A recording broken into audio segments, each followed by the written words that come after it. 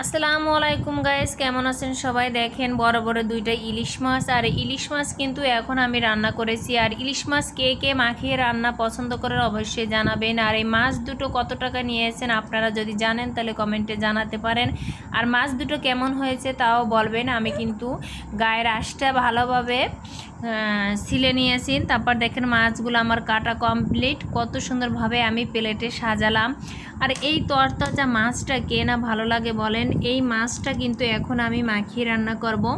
আর এই মাছের স্বাদ কিন্তু অনেক ভালো। আর আমাদের জাতীয় মাছ হচ্ছে ইলিশ। আর এই জাতীয় মাছ এমন কেউ নেই যে পছন্দ করে না। মাছ কাটার পরে এতগুলো ডিম হলো।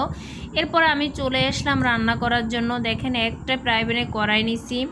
এরপরে মাছগুলো ভালোভাবে ধুয়ে এই যে আমি কড়াইতে দিতেছি। আমরা যে সদস্যরা, সে সদস্যর জন্য এক এক পিস করে আমি রান্না করব।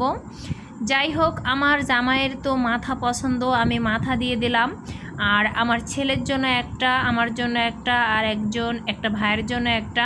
যাই হোক, আমি 4 পিসই মাছ রান্না করব।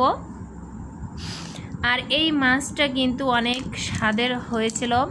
এখানে আমি পেঁয়াজ কুচি দিয়ে দিলাম, কাঁচামরিচ দিলাম। আর এখানে যদি আপনি একটু পেঁয়াজ কুচি বেশি দিন বেশি ভালো লাগবে। এরপর আমি পেঁয়াজ বাটা দিয়ে দিলাম।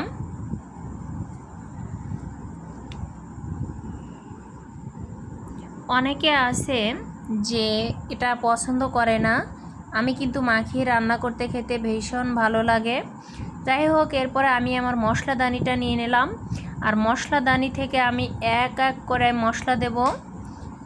এই যে আমি এখানে মরিচের গুঁড়া দিলাম। আমার মরিচের গুঁড়া একটু বাতাস লেগে গেছে, যার জন্য একটু হালকা দলা পেকে গেল।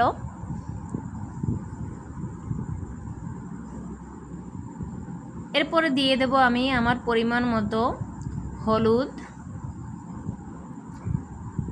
এরপর দেব আমি লবণ দেব।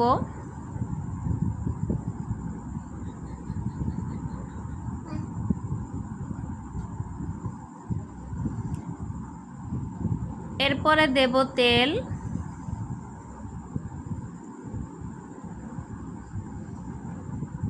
তেল দেওয়ার পরে এবার আমি হাতের সাহায্যে ভালোভাবে মেখে নেব। আর এই মাছটা যতক্ষণ হাতে মাখাবেন ততক্ষণ কিন্তু বেশি ভালো লাগে। আরও যদি রেস্টে রাখেন তাহলে তো অনেক মুখ আপনি বাড়িয়ে ফিরাতে পারবেন না, এত মজা লাগে। যাই হোক, আমি অনেকক্ষণ ভালোভাবে মেখে তারপর এটা রেস্টে রেখে দেব। এখানে আবার 2 পিস ডিম দিয়ে দিলাম। আমার জামাইয়ের তো ডিম ভীষণ পছন্দ, ইলিশ মাছের ডিম। আমি ছোটোবেলায় কিন্তু ইলিশ মাছ খেতে পারতাম না কাটার ভয়ে। বাবাকে শুধু বলতাম, আমার আব্বুকে, যে এ মাছ কেন আনো, আমার কাছে ভালো লাগে না, মাছের শুধু কাটা আর কাটা। যাই হোক, আমি ঢেকে রেখে দিয়েছিলাম। ঢেকে রাখার পরে এবারে আমি পানি দিয়ে দিলাম। আমি 10 মিনিটের মতো রেখেছিলাম। এরপরে পানি দিয়ে এই যে এবার কিন্তু আমি চুলা অন করে দেব। পানি দিয়ে খুন্তির সাহায্যে ভালোভাবে একটু নেড়ে নিচ্ছিলাম।